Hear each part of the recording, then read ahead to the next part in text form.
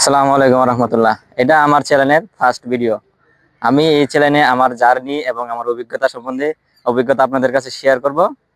আজকে আমরা চলে আসছি মালয়েশিয়ার মধ্যে একটা ফেমাস মসজিদ, মালাক্কা সলাত মসজিদ। এটা আর এটা ফেমাস হওয়ার কারণ হলো এটা পুরা সাগরের কিনারায় একটা মসজিদ এবং এটা একদম পানির উপরে অবস্থিত। আসুন আপনাদের আজকে আমি দেখাবো এটা এটা যে কতটুকু সৌন্দর্য, এটা কেন মানুষ ঘুরতে আসে, এটা আমি আপনাদের আজকে শেয়ার করব। আপনারা পাশে থাকেন, দেখেন।